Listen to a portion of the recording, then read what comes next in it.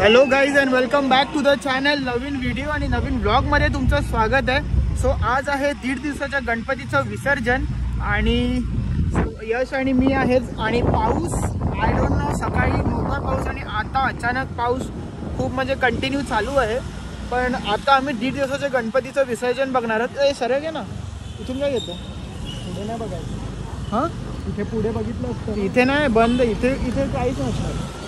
आणि तुम्ही बघू शकता विसर्जन गणपती होते. सगळे खूप उत्सुक दिसत आहेत इकडे. आणि चला आता आम्ही जुहूला आहोत. आम्ही लेनवर आलो इकडे, पण कसं आहे गाडी वगैरे अलाव नाही आहे मध्ये. प्लस ज्यांचे गणपती असेल त्यांनाच जावं लागते. पण आम्ही बाप्पासोबत नाही आलो, आम्ही फक्त विसर्जन बघायला आलो आहे. सो आम्हाला अलाव नाही केलं तर आम्ही जुहूला नाहीतर मग वर्सोवाला जाऊ. So let's see. इथे सगळीकडे बॅरिकेड्स लावलेत.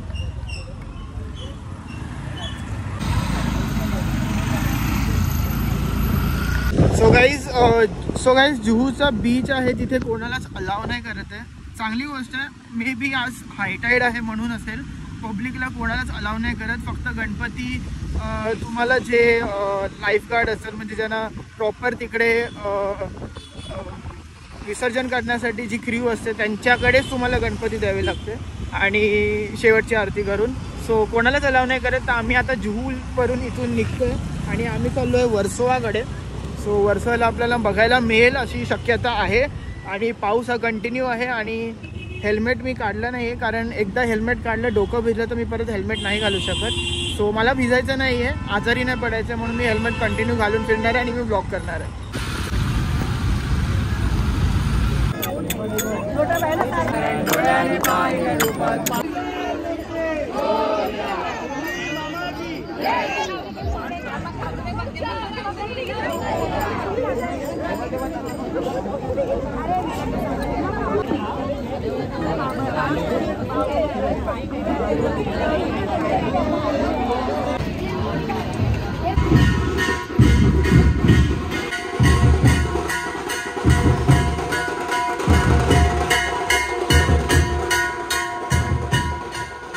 सो गाईज आम्ही आता वर्सोवा तिथे विसर्जन पाहिलं आणि आता निघालो आहेत घरी, कारण की पाऊस खूप वाढला आहे आणि आम्हाला भिजायचं नाही आहे जास्त.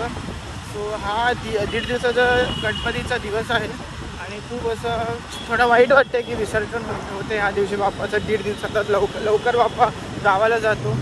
सो वाईट वाटते. चल आम्ही एक कृत्रिम तलावात जाऊ, तिथे बघू विसर्जन कसं होते. तुम्ही तुमचे व्ह्यू सांगा की बाप्पाचं विसर्जन कुठे झालं पाहिजे, कृत्रिम तलावात का समुद्रात? What is safe? कमेंट करा.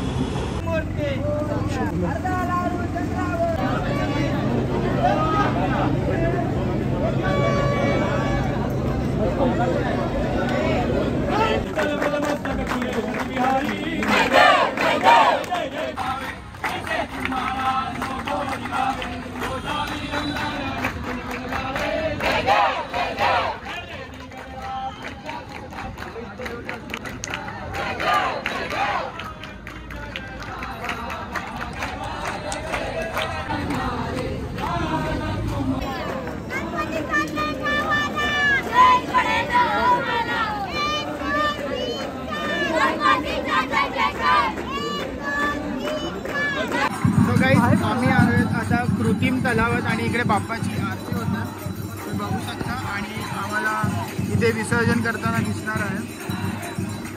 आम्ही वेट करतोय, गणपती बाप्पाची आरती होते इथे. आणि चला बघूया विसर्जन. आणि कृत्रिम तलाव मला खूप असं बेस्ट वाटते एन्व्हायरमेंटसाठी आणि सगळ्या गोष्टीसाठी. It is the best way मला असं वाटते. तुम्ही तुमचं मत सांगा मला, कसं काय केलं पाहिजे पर्यावरण वाचवण्यासाठी आणि बाप्पाला खुश ठेवण्यासाठी. सो कमेंट करा. कृत्रिम तलावात विसर्जन केलं पाहिजे का समुद्रावर? कृत्रिम तलावात का? समुद्रामध्ये नेक्स्ट किती आयडल्स बाहेर काढून फोडून वगैरे ते लोक टाकतात गार्बेजमध्ये. ते असं नाही, डिझॉल्व्ह होते. इको फ्रेंडली आहे बोलण्यात. राईट, हे एक बेस्ट पार्ट आहे. सो हे केलंच पाहिजे नक्की.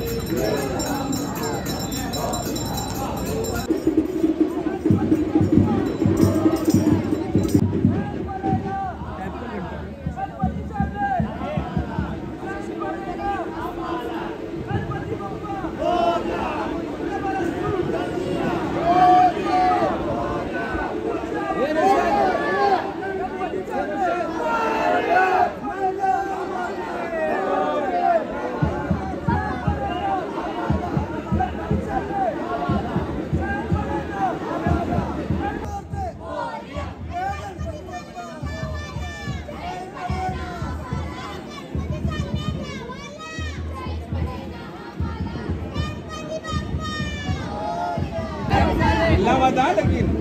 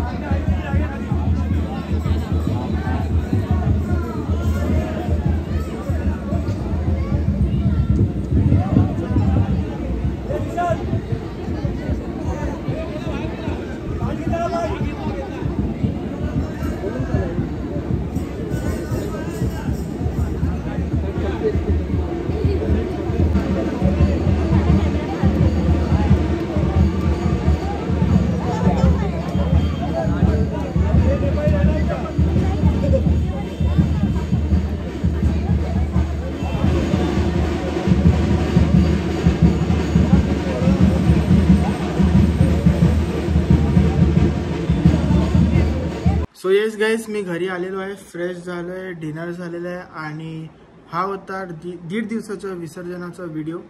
सो गाईज, एक मुद्दा आहे की बाप्पाचं विसर्जन कुठे झालं पाहिजे, नेमकं समुद्रात की आर्टिफिशियल तलावात, ते तुम्ही नक्की कॉमेंट करा. आणि का केलं पाहिजे, कशासाठी केलं पाहिजे हे जरूर कळवा.